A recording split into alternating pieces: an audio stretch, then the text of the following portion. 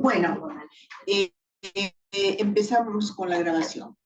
La idea un poquito de hablar de hemodinámica en asfixia es tratar de ver las implicancias que la asfixia tiene no solo sobre el cerebro, porque con el tema de la hipotermia terapéutica y demás, nos hemos mucho focalizado en el cerebro, ¿no es cierto?, en proteger el cerebro, el neurodesarrollo, el futuro de ese paciente.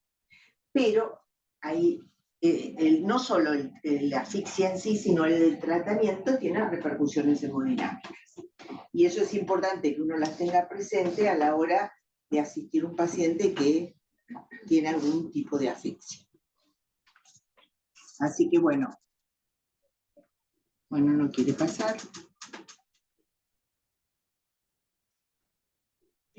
Bueno, alteraciones hemodinámicas y multiorgánicas, ¿no?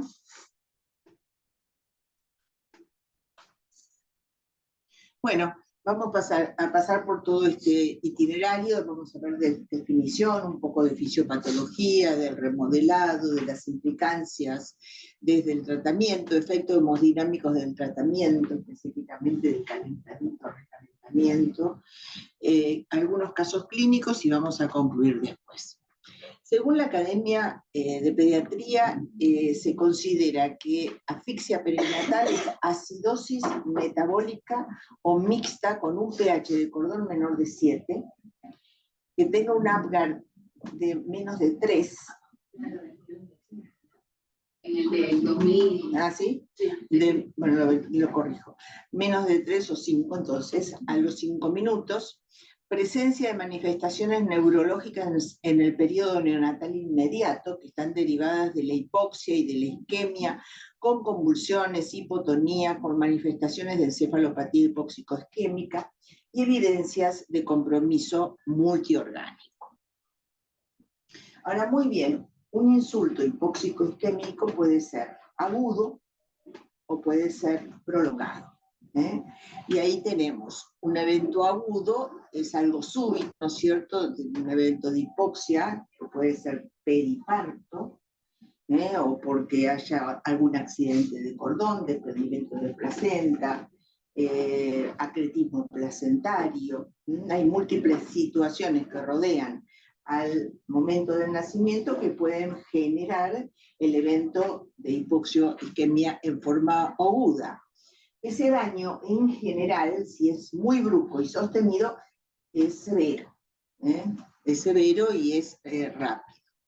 En cuanto a la asfixia crónica, en general, hay como una adaptación. Es la situación del retardo de crecimiento, que es como que el bebé se acostumbra a esa situación, ¿no es cierto?, y se va de acuerdo a si es temprano o tardío, se va remodelando o va haciendo lo que tenga que hacer.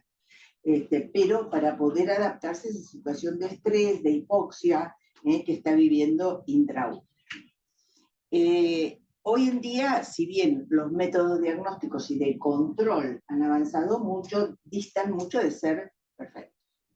Por eso es que todavía nos encontramos con chicos con tanta afectación, ¿no es cierto?, siendo por ahí retardos de crecimiento, ¿no es cierto?, o situaciones por ahí, bebés que uno dice, ¿por qué este bebé nace como nace? Porque quizás adentro de la panza y en determinado momento y entre medio de los controles del monitoreo y del control de eco y de todo lo que se hace, el bebé ha tenido eventos que pasaron desapercibidos. El día que uno tenga un monitor colocado en la panza de un embarazo, desde el día 0 hasta el día último del embarazo, quizás ahí podamos detectar esas situaciones. Pero más de una vez yo les he mostrado pacientes en el cual de golpe el chico ha tenido así alguna situación, pero se recuperó y sigue el embarazo. Y a la hora de nacer, el bebé tiene una afectación. Eso evidentemente ha pasado desapercibido porque ha debido seguir afectándose por momentos. Bueno, recordar siempre que en los controles prenatales es muy importante en la consulta cuando uno viene usted y nos cuenta, preguntar los datos de los monitoreos. Son elementos que hoy nos sirven, no son exactamente, digamos, perfectos, pero sí nos alertan de una situación de riesgo. Entonces, recordar que el flujo de la vena umbilical normal es un flujo en barra, es un flujo venoso, es en barra. Si está pulsado, ese flujo es algo que debemos prestar atención y tomar en cuenta los otros flujos. Si tenemos un flujo en la arteria umbilical, como el que está aquí abajo, ¿no es cierto?, es un flujo normal. Pero si a ese flujo le falta la diástole o se vuelve reversa, ese es un flujo de riesgo. Con respecto al flujo de la vena cava superior e inferior, es un flujo bifásico, con una sístole atrial. Esto es normal. Cuando esto o se profundiza, o se disminuye, o se invierte las ondas, es una vena cava de riesgo. Si yo tengo un ductus venoso que tiene estas características, o sea, tiene la sístole, tiene la diástole y la sístole atrial, esto es normal. Ahora, si se profundiza la sístole atrial, ahí está hablando de que es un flujo de riesgo, y si esto se hace negativo, o sea, reverso, eso ya es casi ominoso.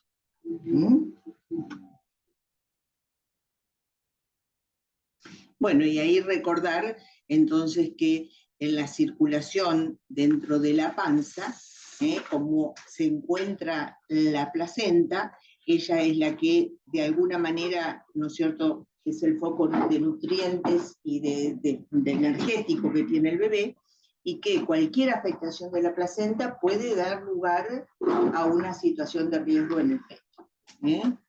También hay, bueno, obviamente, el control de, bueno, recordar que los flujos, ¿no es cierto?, que este sería el ductus que redistribuye, llevando la sangre que pasaba al lóbulo izquierdo del hígado, la recupera para poder fortalecer con un circuito de ahorro, ¿no es cierto?, a las cavidades izquierdas del corazón para llevar mejor flujo al cerebro, pero también al corazón, porque las coronarias profunden en diástole, ¿no es cierto?, y nacen en la base de la aorta.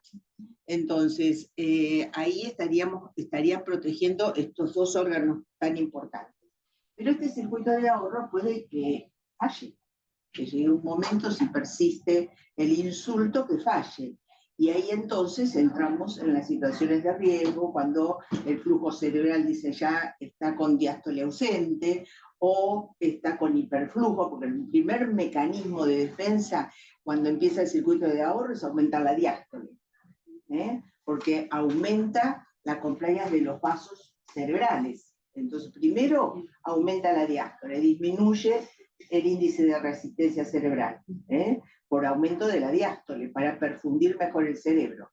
Pero luego, si el circuito de ahorro falla, pasa lo que pasa con las arterias umbilicales. O sea, la diástole desaparece o se vuelve reversa. Y ese ya es un signo, o lo sacás o lo sacamos, ¿viste? Porque, pero a veces llegar a ese límite, ¿viste?, no evita la complicación ni el fallo multiorgánico que ese bebé ya pueda tener.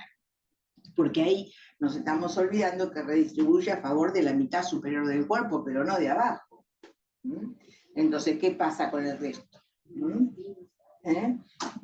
Entonces, ojo, porque esto, bueno, entonces cuando el circuito primero empieza la redistribución, pero cuando falla empezará la isquemia, empezarán las distintas alteraciones, ¿no es cierto?, en el flujo de las coronarias, aparecerá la encefalopatía hipóxico-isquémica, la disfunción miocárdica, las diferentes maneras de hipertrofiarse, ¿no es cierto?, el ventrículo o dilatarse.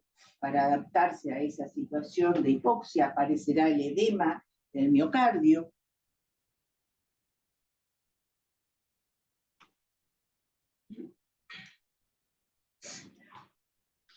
Ahora, muy bien, Cuando se produce un insulto hipóxico isquémico, el bebé que nace va a tener síntomas, algunos síntomas clínicos. Por ejemplo, la frecuencia cardíaca. Suelen estar bradicárdicos, común, sobre todo si se trata de un bebito de término, que la frecuencia cardíaca esté afectada. Y esto tiene que ver porque hay una disminución de la repolarización del nódulo sinoauricular. La presión arterial, la diastólica, puede estar aumentada y esto tendrá que ver con vasoconstricción. Y la sistólica puede estar descendida y esto tiene que ver con que el gasto se haya afectado. O sea, desglosar a veces los signos clínicos nos ayudan y nos orientan. Sabemos que el color y el relleno capilar son signos de perfusión tisular. Tardíos, pero son signos de perfusión. Quiere decir que cuando están afectados, cuando nace un bebé muy pálido, un bebé que no tiene un buen relleno capilar, ese bebé viene, ¿no es cierto?, estando bastante afectado. Lo mismo pasa con la diuresis. La diuresis, si bien puede estar presente, es un signo tardío también, porque está hablando ya de una afectación de los flujos renales y probablemente de una lesión también renal. Gases en sangre, lactato, bueno, son elementos que hablan directamente de perfusión tisular. Ese bebé puede claramente tener una injuria tisular y eso es lo que está ocasionando que haya esa acidosis. Bueno, el tema es, ¿no es cierto?, que haya, cómo es la afectación que se genera con un insulto hipóxico isquémico. En general, cuando ha caído el circuito de ahorro, hay una disfunción sistémica, no solamente del cerebro, no solamente del corazón, sino de todos los órganos. La disfunción miocárdica tiene una incidencia entre el 30 y el 82% en los recién nacidos con encefalopatía. Si un chico que nace con algún grado de encefalopatía, pensar que si bien es variable, depende mucho de cuánto haya durado ese insulto hipóxico isquémico al cual ha sido sometido el bebé. Entre 33 y 77% es lo publicado, 82%. La inestabilidad hemodinámica lo acompaña generalmente también entre esas cifras, ¿no? 33 a 77% de los pacientes asistidos con hipotermia.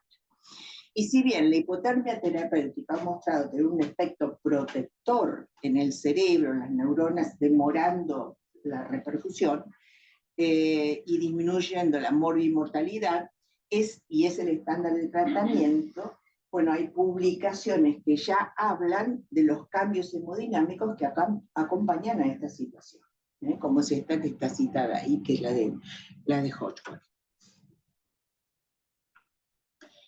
Bueno, cuando se produce un insulto hipóxico isquémico, entonces, suceden todas estas cosas. O sea, el sistema nervioso central, hay redistribución para tratar de proteger la estructura de las neuronas. También sucede lo mismo con el corazón, ¿no? Hay un intento de proteger el flujo coronario. Si esto falla, entonces aquí falla la redistribución, pérdida de autorregulación cerebral y va a haber disminución, alteración, ¿no es cierto?, de los flujos. Isquemia, necrosis y eventos por ahí de edema, ¿no es cierto?, que después evolucionan a leucomalacia o a lesiones graves. La isquemia miocárdica, en general, se va a reflejar por una disminución de la contractilidad o de la alteración en la función diastólica, pero hay un evento que suele acompañar y que es la hipertensión pulmonar. Ustedes, como bien saben, el mejor vasodilatador pulmonar es el oxígeno, y si ha habido un evento en el cual el bebé no ha recuperado bien su respiración, ha necesitado asistencia y demás, es probable que esté acompañado con hipertensión pulmonar. Esto lo que va a generar es aumento de la poscarga del ventrículo derecho, disminución del flujo a nivel pulmonar y disminución de la sangre que ingresa a las cavidades izquierdas y por lo tanto va a afectar también el gasto del ventrículo izquierdo. Y vamos a tener una situación de hipoflujo, si no lo atendemos oportunamente. La insuficiencia adrenal suele acompañar, y esto va a disminuir el tono vascular. Todo esto va a hacer, ¿no es cierto?, a que se produzca una injuria multisistémica acompañada de injuria de miocardio, de isquemia miocárdica y encefalopatía hipóxico-isquémica. ¿En qué consisten los cambios de la injuria miocárdica? Bueno, en todos estos: depresión de la función cardíaca, caída del gasto del ventrículo izquierdo, hipertensión pulmonar, mantienen las resistencias vasculares pulmonares elevadas, disfunción del ventrículo derecho, caída del gasto del ventrículo derecho, bajo gasto del ventrículo derecho, más la hipertensión venosa pulmonar, porque obviamente al haber disfunción también de las cavidades izquierdas, ¿no es cierto?, se va a ingurgitar el lecho venoso pulmonar. La hipotermia, si agrava la hipertensión, puede indicar su suspensión, y la disfunción biventricular puede ocasionar miocardiopatías. Miocardiopatía o dilatada o hipertrófica.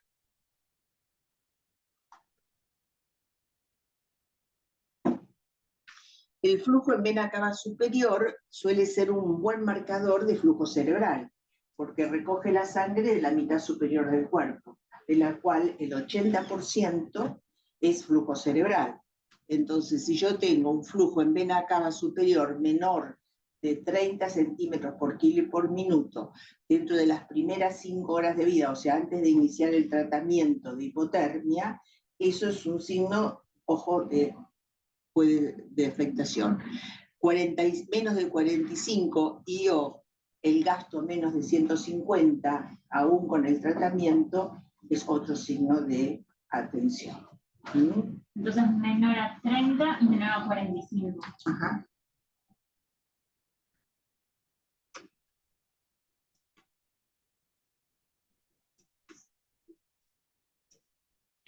Muy bien, ahora veamos las distintas situaciones en las cuales nos podemos encontrar. O sea, tenemos, por ejemplo, un bebito que está asfixiado, pero la presión arterial sistémica está alterada, o sea, el oxígeno está bien, pero la presión sistémica está alterada. Entonces ahí puede ser por disfunción del ventrículo derecho, o puede ser del ventrículo izquierdo, y ahí entonces la meta va a ser mejorar el inotropismo, para lo cual entonces utilizaremos en primera línea dobutamina o milrinona, y eventualmente, si no respondiera, epinefrina, y en tercera línea hidrocortisona. Si yo tengo un bebé que tiene las presiones sistémicas alteradas, está hipotenso, pero tiene hipertensión pulmonar, entonces ahí mi meta va a ser otra: bajar las resistencias vasculares pulmonares y aumentar el flujo sanguíneo pulmonar. Entonces ahí la primera línea va a ser el óxido nítrico más una óptima ventilación. La segunda línea, para tratar de mantener la presión arterial y bajar las resistencias vasculares pulmonares, es utilizar drogas que tengan algún efecto sobre la musculatura pulmonar, como puede ser la vasopresina, que tiene un receptor específico para el pulmón y coronario, y entonces esa sería la de elección. Y luego, si no tuviéramos vasopresina, entonces ahí utilizaríamos la norepinefrina. Si la hipertensión es tan severa que nosotros necesitamos que aumente el flujo desde el pulmón porque necesita descargar, ahí agregamos prostaglandinas. Es una opción de tratamiento que siempre tenemos que tener presente. Hipertensiones severas que aún con el tratamiento, ¿no es cierto?, siguen con hipotensión sistémica, las prostaglandinas aumenta el flujo desde el pulmón, le sirve de descarga, hacia la circulación sistémica. Así que sí sería una opción de tratamiento. Si yo tengo una disfunción ventricular izquierda, más hipertensión pulmonar, ahí estoy en una situación, mi meta ya es distinta. porque bueno, lo primero va a ser mejorar el inotropismo del ventrículo izquierdo, porque lo más probable es que la disfunción que tiene del ventrículo izquierdo sea responsable en cierta manera también de la hipertensión, agrava la hipertensión, ¿se acuerda? Porque no hay buen drenaje venoso, y al no haber buen drenaje venoso en las cavidades izquierdas se va a poner pletórico el pulmón, aparte de si tiene vasoconstricción. Y para eso nosotros vamos a ver que el ductus, ¿qué pasa con el ductus? No, es un auxiliar del diagnóstico acá. ¿Hacia dónde se mueve el ductus? Se va a mover de derecha a izquierda. Si la sugerencia terapéutica acá va a ser dobutamina o milrinona, más puede ser también las prostaglandinas, para que descargue el ductus. La epinefrina sería en segunda línea. Acuérdense siempre que la adrenalina o la epinefrina, no usarla mucho tiempo, tiene cambios, genera alteraciones metabólicas, o sea, se usa para la emergencia, no la dejamos sostenidamente. Después, y en tercer lugar, la hidrocortisona. Una pregunta, ¿y si tengo hipotensión por esta disfunción? Sí.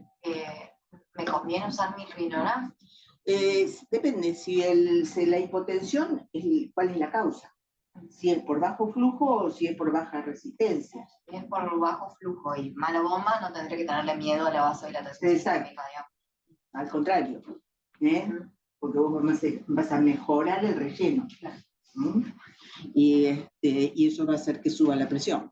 Si hay una disfunción del ventrículo derecho más hipertensión pulmonar, o sea, el ventrículo derecho es el responsable, fundamentalmente porque está cargado por la hipertensión pulmonar, porque hay un vasoespasmo, ahí entonces uso inotropismo para mejorar la contractilidad del ventrículo, para apoyar a ese ventrículo que está sufriendo por una poscarga aumentada, pero también voy a tratar de bajar la poscarga de ese ventrículo derecho, para que tenga también una precarga adecuada al ventrículo izquierdo.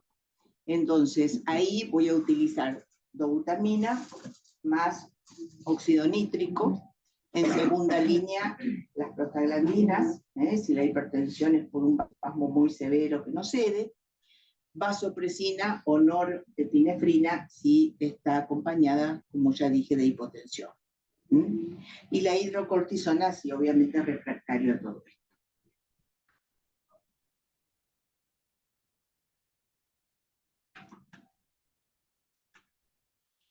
Bueno, sabemos que la muerte neuronal ocurre en dos estadios. Un primer estadio es la muerte neuronal primaria, es la que, bueno, se instala de inicio.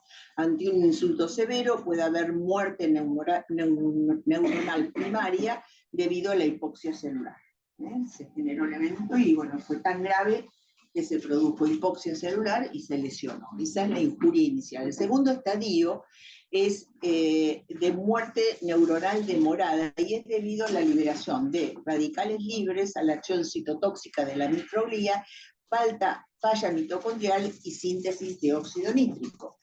Entonces, ese segundo estadio es lo que tratamos con la hipotermia terapéutica en los neonatos, tiene un efecto neuroprotector por modificación de la apoptosis y por efecto sobre el metabolismo, tratando de demorar la repercusión.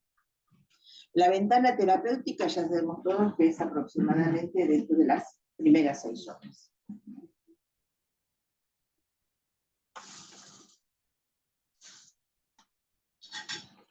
Bueno, ¿qué efectos adversos tiene la hipotermia? No es gratuita para el resto de los órganos. Si bien tiene beneficio, ¿no es cierto?, para el cerebro, ¿no es cierto?, tiene también limitaciones para los otros órganos. A nivel cardiovascular, produce bradicardia. El tema es cuánto es tolerable esa bradicardia. Y eso lo vamos a hablar ahora. Puede ser bien tolerada si se mantiene la presión arterial. La hipotensión, al disminuir el gasto y causar vasoconstricción, puede el bebé hipotensarse. La evaluación con ecocardiograma es la única herramienta que tenemos para controlar el gasto. Y debemos medirlo. La presión arterial media en general debe mantenerse más de 40. para mantener una perfusión. Pero ya sabemos que lo más interesante es poder desglosar. Un QT prolongado puede buscarse, o arritmias cardíacas, estarían hablando de un insulto importante. A nivel respiratorio, produce la disminución de surfactante, disminuye el aparato surfactante, por lo tanto un bebé que está con una asfixia o por un insulto importante puede tener también consumo de surfactante y hacer un distrés por consumo. Así que eso hay que tenerlo en cuenta porque puede que necesite surfactante. Si está ventilado, si opaca el pulmón y uno sabe que no está con la disfunción diastólica, que es primariamente del pulmón, entonces uno puede utilizar el surfactante para mejorar, ¿no es cierto?, la expansión de los alvéolos y llegar, que el oxígeno llegue a hacer el intercambio. Eso va a favorecer la vasodilatación. Si yo tengo un pulmón colapsado, obviamente no va a llegar nada de lo que yo haga y mucho menos el óxido nítrico.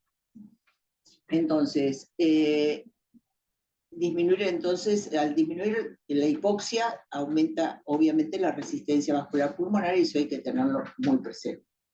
Y puede comprometer la entrega de oxígeno, etcétera, etcétera. Y balance de electrolitos. No es infrecuente encontrar hipocalcemia, hipocalemia, hiponatremia, hipomagnesemia e hipofosfatemia. Produce bastantes trastornos electrolíticos. Coagulopatía. Bueno, plaquetas comprometidas y factores de coagulación comprometida por compromiso hepático.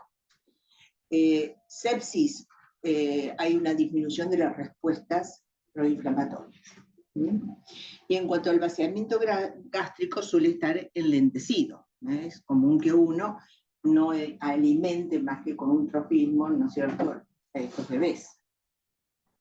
El recalentamiento puede provocar convulsiones, apneas e hipotensión por vasodilatación.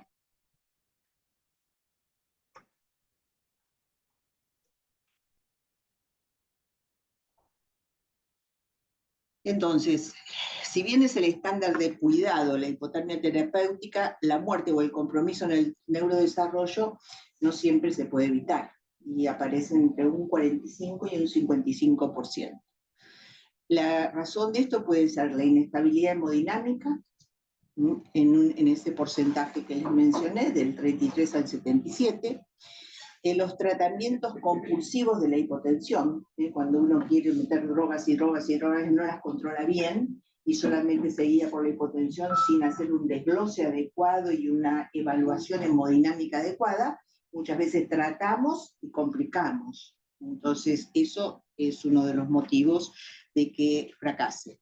La disfunción multiorgánica en general acompaña a la cardiovascular, porque tiene que ver mucho con los flujos. Si bien pudieron haber estado afectados antes de que, ¿no es cierto?, que se produzca y se inicie el tratamiento, la realidad es que el compromiso miocárdico lo va a agravar. El 62% de los bebés, de los neonatos con encefalopatía hipóxico-isquémica reciben inotrópicos en por lo menos 2 horas, y a veces no se justifica. 2 o 24. 24 horas, perdón, dentro de las 24 horas, pero a las 2 horas también. Lo primero que hacemos es ponerle dobutamina. 2 horas y dijo, a mí se pone gracias por corregir. No, quería saber cuál era. Bueno, y acá empezamos. La hipotermia terapéutica, entonces, lo que hace es tratar de, el primer efecto es disminuir la frecuencia cardíaca. Eso lo vemos muy frecuentemente. Entra en la hipotermia, y bueno, es un efecto secundario.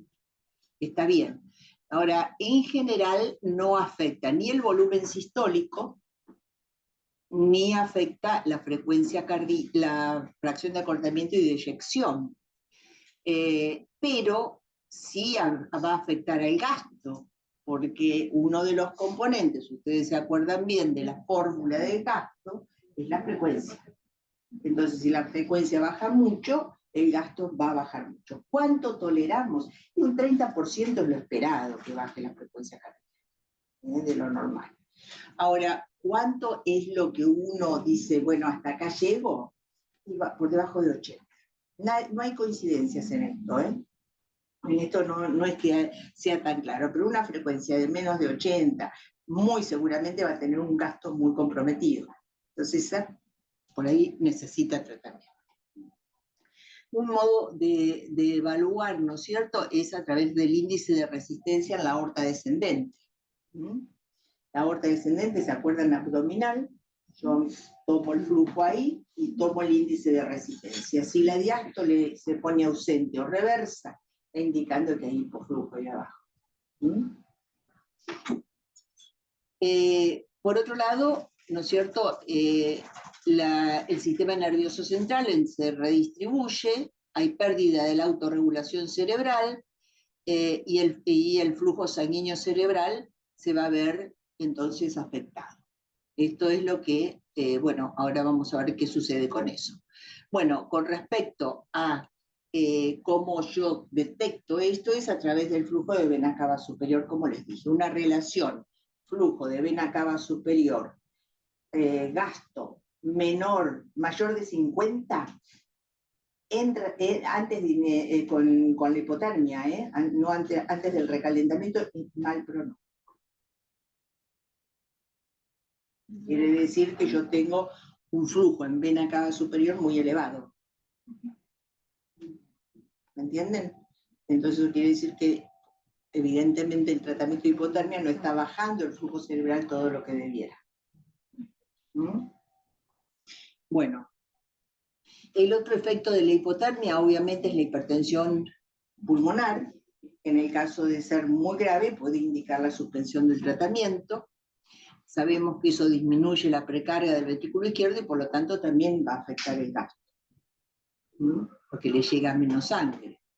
Y respecto a la isquemia miocárdica, bueno, ahí sí, si hay isquemia miocárdica va a disminuir la contractilidad, o sea que va a haber otro elemento más, ¿no es cierto?, que no es la hipotermia sola, y que no es, porque dijimos que no afectaba la frecuencia y la fracción de acortamiento y la fracción de eyección. Y acá digo que sí baja la contractilidad, y esto es básicamente porque se afectó el miocardio, no es por el tratamiento. Entonces, si hay afectación miocárdico, hay disminución de la contractilidad y por lo tanto también va a haber afectación del gasto. Y bueno, esta disfunción miocárdica, obviamente, aparte de comprometer el gasto, va a comprometer todos los órganos, va a generar una falla multisistémica. Injuria isquemia, y ahí tendremos una evolución anormal.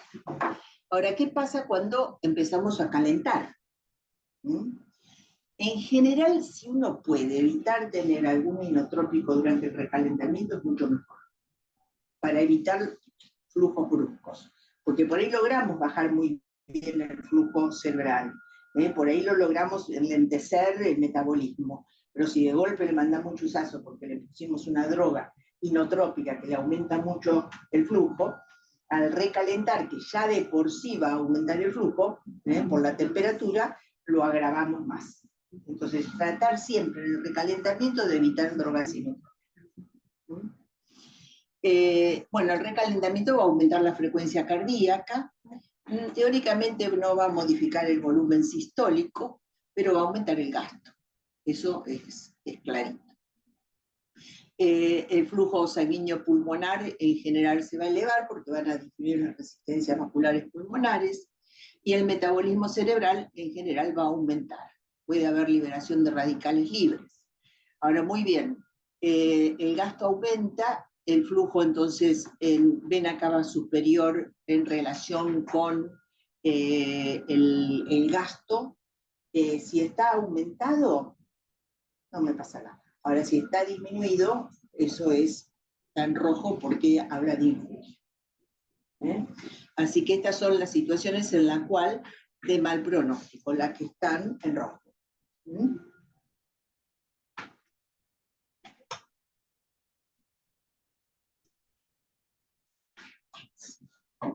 Bueno, y ahí tenemos la formulita para acordarnos del volumen sistólico y de la frecuencia como incide.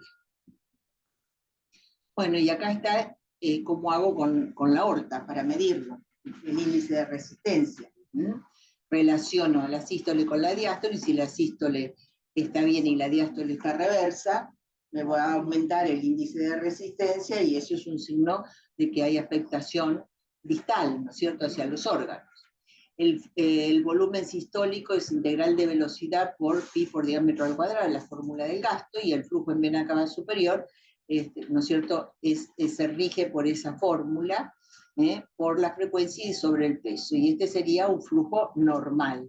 ¿Se acuerdan en qué ventana?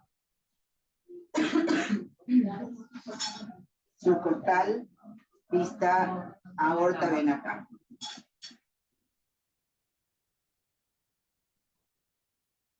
Bueno, ¿cuál es la asistencia que nosotros podemos ofrecer a estos pacientes desde el punto de vista ecocardiográfico? ¿Qué podemos evaluar? Bueno, podemos evaluar a nivel estructural el volumen, cómo es el volumen de las cámaras, ¿no? La dimensión de paredes y cavidades, voy a medir el grosor.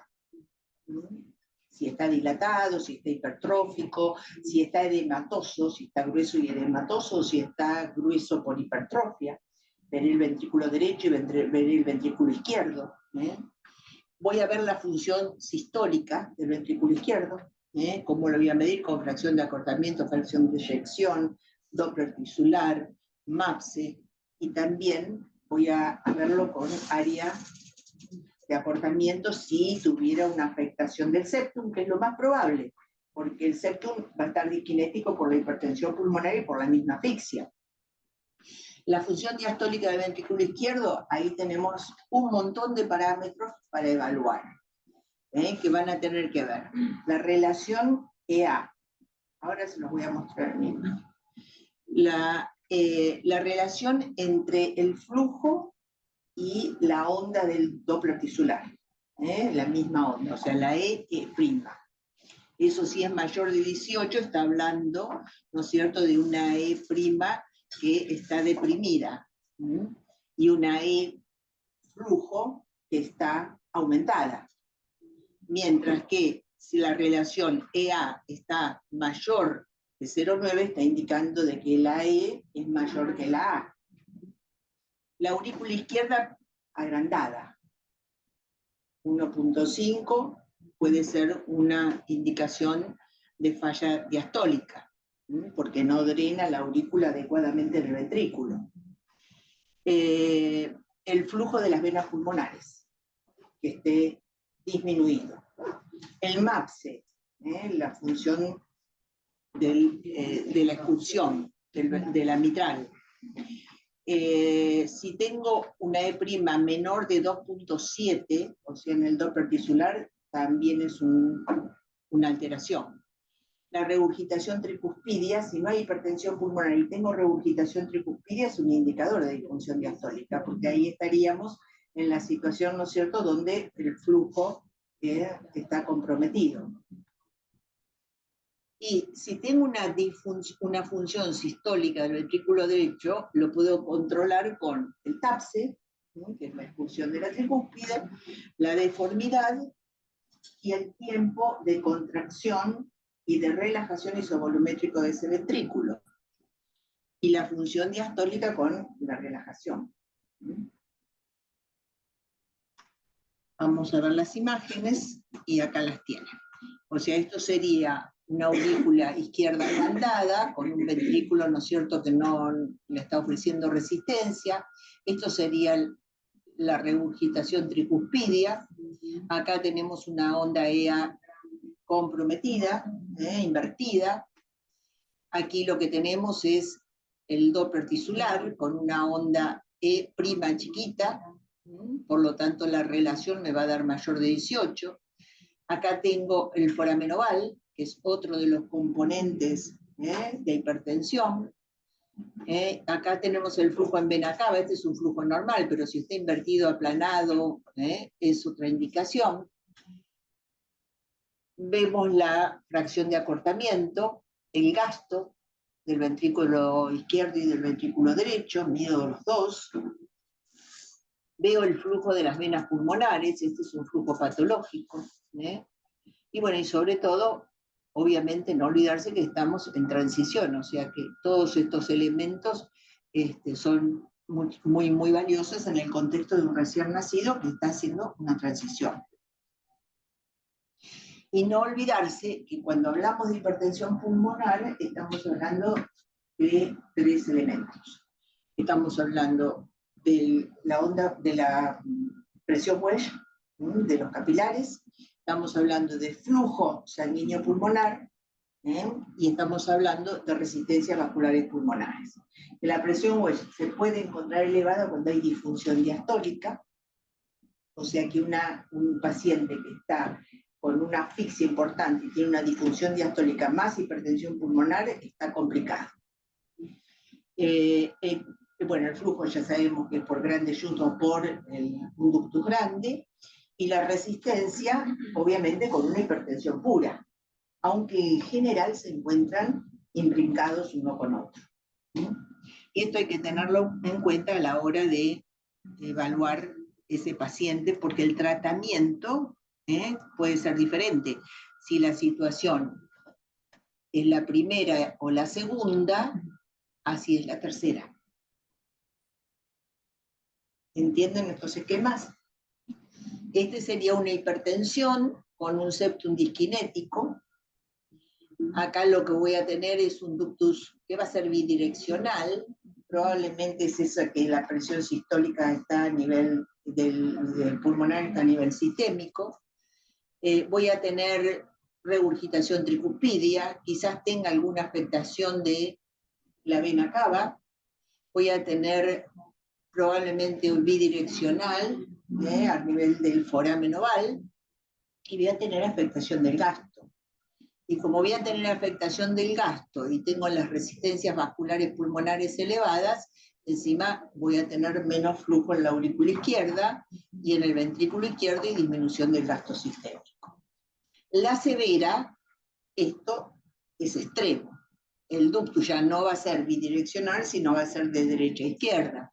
Y entonces aquí lo que va a suceder es básicamente que el ventrículo derecho va a estar con un flujo muy alterado, con una regurgitación muy importante, con un flujo en vena cava muy alterado y con un flujo a través del foramen oval de derecha a izquierda. Sí, de esta manera va a tener menos flujo en la aurícula y va a venir, obviamente, a caer el gasto del ventrículo izquierdo. Si la causa es cardiovascular, aquí el problema central está en el ventrículo izquierdo. El ventrículo está dilatado, no puede recibir la sangre de la aurícula izquierda. Entonces ahí se dilata la aurícula izquierda también, el flujo por el foramen oval va a seguir siendo de izquierda a derecha. Si llega a ser de derecha a izquierda, acá lo prioritario es la hipertensión pulmonar. Pero si es de izquierda a derecha, lo prioritario es la disfunción diastólica. ¿Se acuerda que lo planteamos en un paciente? Entonces acá vamos a tener caída también del gasto y perfusión tisular. El tema es cuando se mezclan ambas situaciones. ¿Cuál trato primero y cuál trato después? Bueno, recordar entonces que la bomba es la que lleva, ¿no es cierto?, es la que, el eje, digamos, para el manejo de los flujos, que depende de una precarga, que esa precarga va a depender de que el volumen, que constatemos que el volumen sea el adecuado, que tenga esa bomba buena contractilidad y buena relajación, y que la poscarga sea la adecuada. Eso sumado a que tenga un pulmón que me permita oxigenar adecuadamente, que tenga un adecuado transporte a los órganos, porque no tenga anemia, porque no tenga policitemia. Con la policitemia saben que disminuye claramente el transporte. Entonces, y que la integridad tisular esté respetada, o sea, que no hayamos llegado tarde a la asistencia de los tejidos. Si llegamos tarde, bueno, el tejido va a estar dañado y probablemente lo que parecía una oliguria va a terminar siendo una anuria o una situación ya irreversible. Y recordar que esto es un auxiliar, que la ecografía nos ayuda, los signos clínicos mucho, pero si tenemos la posibilidad de un inbox, utilizar, porque comparar flujo cerebral con flujo mesentérico, renal o lo que uno seleccione estudiar. Bueno, este es un paciente con una afectación importante, es una miocardiopatía isquémica, fíjense el grosor de las paredes, el puntillado del endocardio del ventrículo derecho. Saben que el ventrículo derecho es el que se infarta con más facilidad. Bueno, y ahí es donde vemos este puntillado que nos hace sospechar que ese chico está afectado. Ahí parece tener muy engrosado el septum también y afectar de algún modo el gasto. Acá se ve con más claridad todo ese puntillado que incluso afecta el septum interventricular. Y este es un bebé, obviamente, fíjense qué troponina llegó a tener. O sea, es un bebé grave, que venía muy afectado, sobre todo su corazón. Y este es otro, características similares. Fíjense que también tiene hipertensión pulmonar, tiene un septum disquinético. El volumen de la aurícula izquierda está un poquito aumentado, o sea,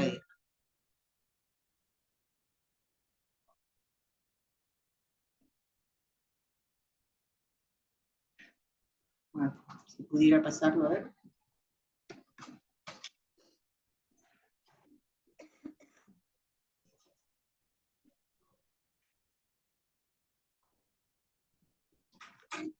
Bueno, este es un chico con hipotermia, es un bebé de 3 kilos 85, 38 semanas, con un Apgar bajo, un pH de acordeón bien bajo, que inicia hipotermia.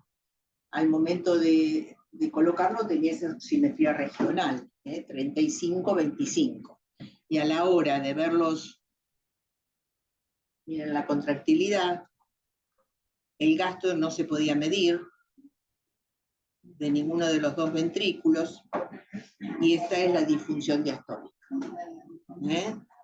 Entonces ahí ese chico no te queda otra más que ponerle un inotrópico para tratar de ayudar por lo menos a los otros órganos. Bueno, está bien, el cerebro es importante en la hipotermia, pero ¿y los otros órganos? Y con la dobutamina enseguida reincorpora. Lo importante de esto es tratar de suspenderla a tiempo, porque obviamente que lo va a beneficiar a los otros órganos. Fíjense cómo mejoró la oximetría regional. Y cómo mejoró también la función diastólica. Bueno, así que para concluir, la hipoxisquemia secundaria a la asfixia perinatal frecuentemente afecta a los recién nacidos, generando injuria en el sistema nervioso central, suele ir acompañada de inestabilidad cardiovascular y disfunción miocárdica, afectando la perfusión tisular y la entrega de oxígeno a los tejidos. La hipertensión pulmonar complica la evolución postnatal. La autorregulación cerebral puede ser afectada por la hipotermia terapéutica y el recalentamiento conduce a injuria por repercusión. Es importante la vigilancia cardiovascular durante y post-hipotermia terapéutica. La prevención de la inestabilidad hemodinámica sistémica y pulmonar puede disminuir la morbilidad y mejorar la perfusión tisular y la entrega de oxígeno. La asistencia con ultrasonido en la cabecera del paciente permite o contribuye una vigilancia más activa. La injuria, recordar que se produce en dos fases, aguda y la de repercusión. En los neonatos con más severo y agudo evento hipóxico isquémico tienden a empeorar su autorregulación y podrían verse menos beneficiados con la hipotermia terapéutica. 2/3 de los pacientes con moderadas severos eventos hipóxicos isquémicos desarrollan disfunción cardíaca que agrava la hipoperfusión tisular. Cambios hemodinámicos significativos acompañan el tratamiento de hipotermia terapéutica y el recalentamiento. Un radio de vena cava gasto mayor de 55, más riesgos de lesiones en la resonancia magnética. La hipotermia terapéutica produce bradicardia y disminuye el gasto cardíaco con incremento de la resistencia sistémica y puede agravar la hipertensión pulmonar. La asistencia con ultrasonido ayuda al diagnóstico y asistencia, así como el seguimiento longitudinal de las terapias implementadas. O sea, eso es tratar de no poner una medicación y olvidarse. Si le puse óxido nítrico, controlo. Hay múltiples elementos para poder controlar la hipertensión pulmonar. Resultan sencillos en la ecografía. ¿Sí? Bueno.